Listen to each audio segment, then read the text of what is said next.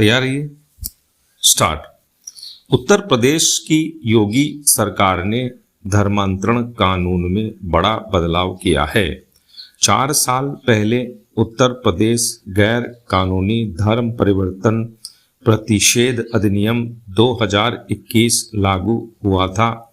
अब विधानसभा में संशोधन विधेयक पारित किया गया है, जिसमें सजा और जुर्माना राशि दोनों बढ़ाई गई हैं। साथ ही इसे अधिक व्यापक रूप से लागू करने योग्य बनाया गया है। विधानसभा में सरकार द्वारा पेश किए गए इस संशोधन विधेयक के उद्देश्यों को लेकर कहा गया है कि यह विधेयक कुछ समूहों, जिनमें नाबालिग, दिव्यांग, महिलाएं, अनुसूचित जाति एससी और अनुसूचित जनजाति एसटी समुदायों के लोग शामिल हैं, की सुरक्षा के उद्देश्य से लाया गया है। सरकार के अनुसार अभी के दंडात्मक प्रावधान इन समूहों से जुड़े लोगों को एकल धर्मांतरण और सामूहिक धर्मांतरण को रोकने और नियंत्रण करने के लिए पर्याप्त नहीं है।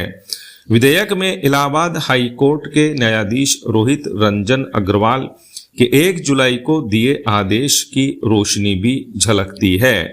अपने आदेश में एक आरोपी की जमानत याचिका खारिज करते हुए न्यायाधीश ने कहा था, उत्तर प्रदेश में एससी, एसटी और आर्थिक रूप से कमजोर लोगों को ईसाई धर्म में धर्मांतरण की अवैध गतिविधियां बड़े पैमाने पर चल रही हैं।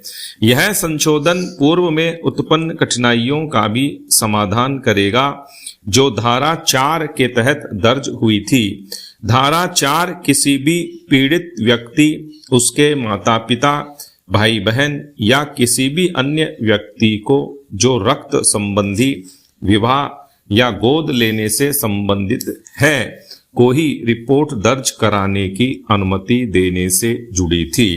इलाहाबाद हाई कोर्ट ने वर्ष 2023 में कम से कम 2 मौकों पर यह निर्धारित किया है कि किसी भी पीड़ित का मतलब यह नहीं है कि कोई भी गैर कानूनी धर्मांतरण के लिए एफआईआर दर्ज करा सकता है।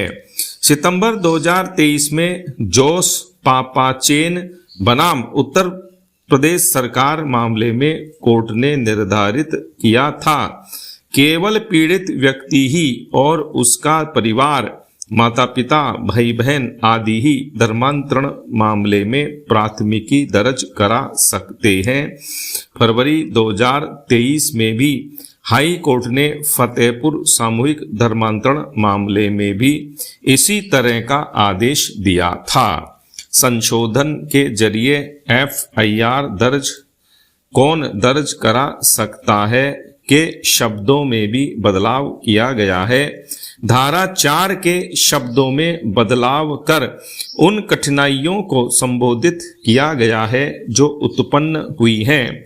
संशोधित प्रावधान में उल्लेखित है, कोई भी व्यक्ति 2021 के अधिनियम के उल्लंघन पर प्राथमिकी दर्ज करा सकता है, जैसा कि नए आपराधिक प्रक्रिया कानून, भारतीय नागरिक सुरक्षा संहिता 2023 BNSS में प्रावधान है। BNSS की धारा 173 में एफआईआर दर्ज कराने के प्रावधानों में है कि कोई भी व्यक्ति किसी भी थाने में अधिनियम के तहत कथित अपराधों के लिए रिपोर्ट दर्ज करा सकता है। 2021 के अधिनियम की धारा 3 गलत तरीकों, बलपूर्वक, अनुचित दबाव, लालच आदि से धर्म परिवर्तन को दंडनीय अपराध बनाने से संबद्ध है। धारा 3 के तहत आरोपित लोगों के लिए कठोर जमानत शर्तों को उसी तरह लागू करने का प्रावधान है जिस तरह मनी लॉन्ड्रिंग रोकथाम अधिनियम 2002 और गैर कानूनी गतिविधियां रोकथाम अधिनियम 1967 में है। अब एक नई धारा 7 के तहत किसी भी आरोपी को जमानत पर तब तक रिहा नहीं किया जा सकता जब तक 2 शर्तें पूरी न हो जाएं। इसमें पहली शर्त है पब्लिक प्रोसिक्यूटर को जमानत अर्जी का विरोध करने का अवसर दिया जाना चाहिए। दूसरी शर्त है कि कोर्ट को इस बात से संतुष्ट होना चाहिए कि ऐसा विश्वास करने के लिए उचित आधार है कि व्यक्ति ऐसे अपराध का दोषी नहीं है और जमानत पर रहने के दौरान कोई अपराध नहीं करेगा। धारा 5 के तहत अपराध में 2 नई श्रेणियों को जोड़ा गया है। पहला, अवैध धर्म परिवर्तन के लिए आरोपी ने किसी विदेशी या अवैध संस्थाओं से धन लिया हो, उसे 7 से 14 वर्ष के कठोर कारावास से दंडित किया जाएगा और उसे न्यूनतम 10 लाख रुपए का जुर्माना भी देना होगा।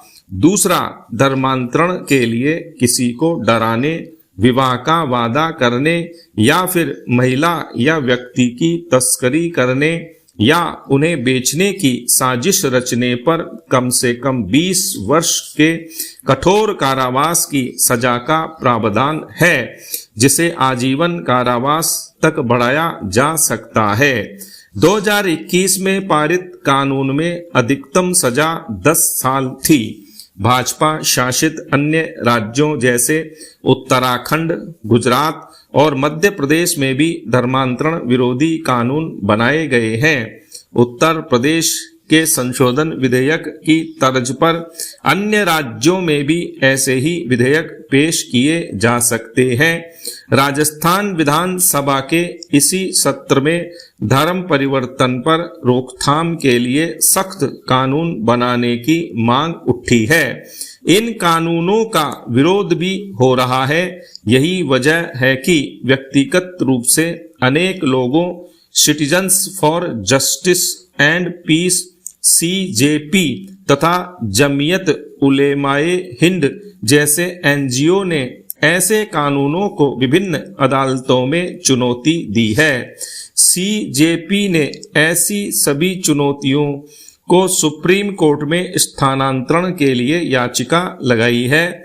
शीर्षस्थ अदालत को अभी निर्णय करना बाकी है। स्टॉप।